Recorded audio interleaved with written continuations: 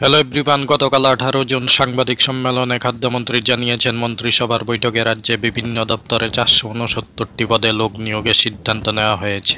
রাজ্যের বিভিন্ন দপ্তরে 469টি পদে লোক নিয়োগের সিদ্ধান্ত নেওয়া হয়েছে। গত 13 ও 15 জুন রাজ্য মন্ত্রিসভার বৈঠকে এই সিদ্ধান্ত নেওয়া হয়। গতকাল সচিবালয়ের প্রেস কনফারেন্স হলে এক সাংবাদিক সম্মেলনে খাদ্যমন্ত্রী সুশান্ত চৌধুরী মন্ত্রিসভায় গৃহীত সিদ্ধান্ত সমূহের কথা জানান।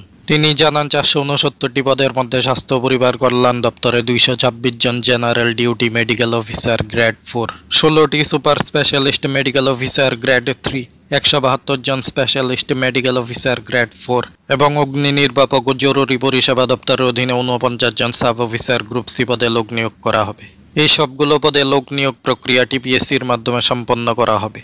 এছাড়াও খাদ্য জনসংবরণ দপ্তরের অধীনে 6 জন food sub inspector group C পদে লোক নিয়োগের সিদ্ধান্ত নেওয়া হয়েছে। এই 6টি পদের লোক নিয়োগ প্রক্রিয়া জিআরবিটির মাধ্যমে সম্পন্ন করা হবে। সাংবাদিক সম্মেলনে খাদ্যমন্ত্রী আরও জানান, মন্ত্রিসভার বৈঠকে কেন্দ্রীয় সরকারের পরামর্শে নিশ্চিন্তিপুর রেলওয়ে স্টেশন, সাবরুম আইসিপি ও আগরতলা এমবিবি এয়ারপোর্টের ইমিগ্রেশন চালু করার সুবিধার্থে রাজ্যের অবসরপ্রাপ্ত 67 জন পুলিশ অফিসারকে পুনর্নিয়োগ করার সিদ্ধান্ত নেওয়া হয়েছে। খাদ্যমন্ত্রীর এই সাংবাদিক সম্মেলনের মাধ্যমে আমরা কিন্তু জানতে পারি জিআরবিটি এবং টিপিএসসির মাধ্যমে এই লোক নিয়োগ প্রক্রিয়া সম্পন্ন করা হবে।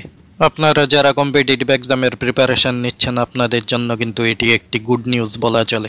আর আমাদের চ্যানেলে বিভিন্ন কম্পিটিটিভ এক্সামের ক্লাস রেগুলার করানো হয়, তাই কম্পিটিটিভ এক্সামের প্রিপারেশনের জন্য গুরুত্বপূর্ণ ক্লাস পেতে আমাদের চ্যানেলটি সাবস্ক্রাইব করুন। সবাইকে ধন্যবাদ।